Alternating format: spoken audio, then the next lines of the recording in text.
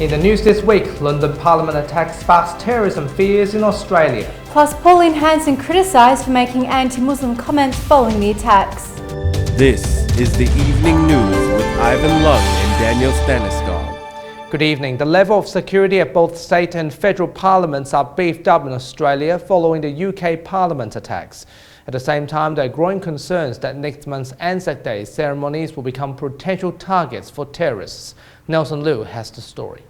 A lone wolf Islamic State terror attack striking at the heart of London. The attacker driving a car into pedestrians on Westminster Bridge on Wednesday and crashing into a Parliament Square fence before being shot by police, taking 5 lives and injuring 50.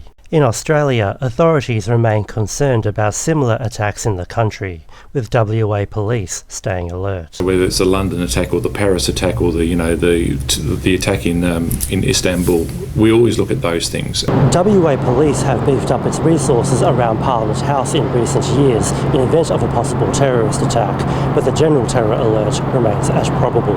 That we could, in Australia, have a terrorist incident. With Anzac Day commemorations next month, Defence Force veterans groups are wary about events being targeted after the London attack. Threats and terrorism thrive on fear and creating fear. However, they remain optimistic WA is prepared for any potential Anzac Day terrorism. We have, like every Anzac Day, a detailed risk management plan. Nelson Liu, WAMN News. One Nation Senator Pauline Hanson has called for a ban on Muslims in Australia as a response to the London attack. Multicultural leaders labelled her comments as absolutely disgusting but not surprising. The rowdy debate has also added fuel to the fire on the Discrimination Act reform. Elise Simic reports. People around the world have been showing their sympathies to those affected by the attack with the hashtag #PrayForLondon. However, One Nation Senator Pauline Hanson has condemned this and instead created her own hashtag, Pray for a Muslim Ban. I have my own hashtag, and you won't need to be praying for this place or that place. It's Pray for a Muslim Ban.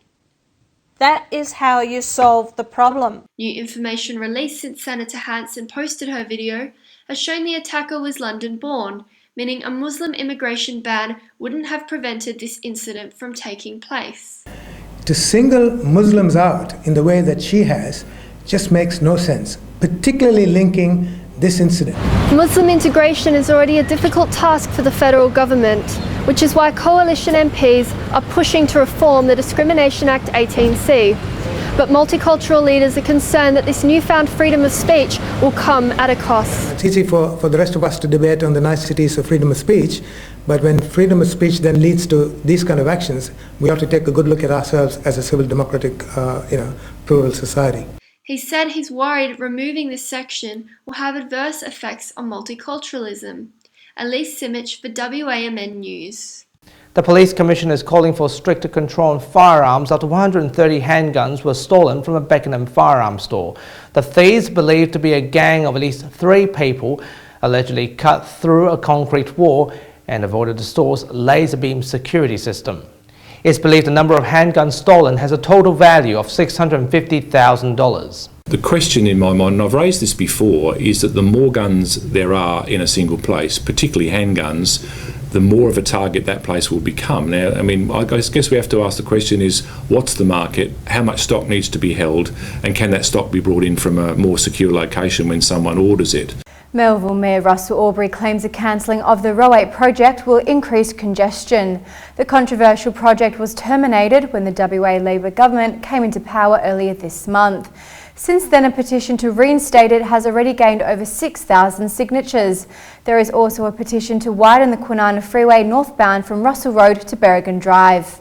This is really an economic incubator for the entire state, and we need to do what we can to alleviate congestion, because congestion is costing the economy and individuals big time.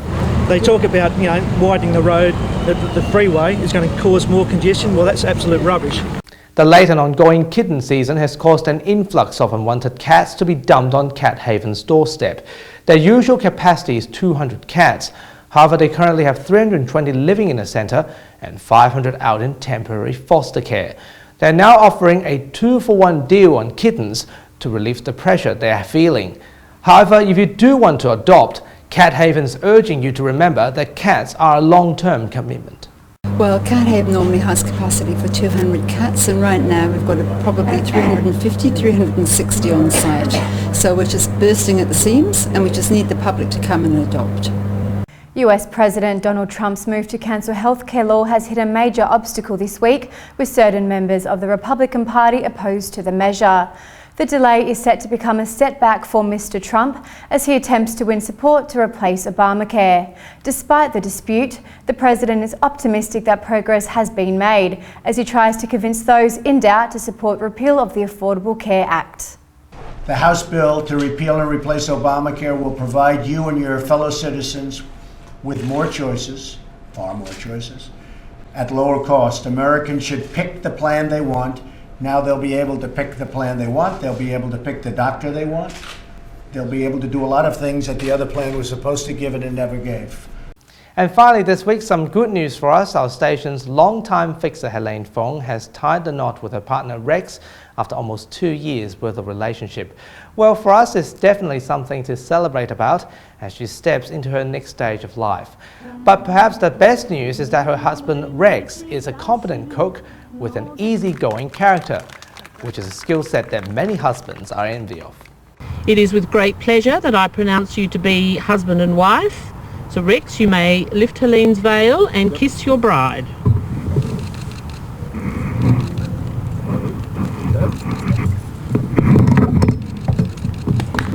And congrats from us too. And those are the top stories you need to know this week. We have the latest news on our website and Facebook. Until next week, good night. See ya.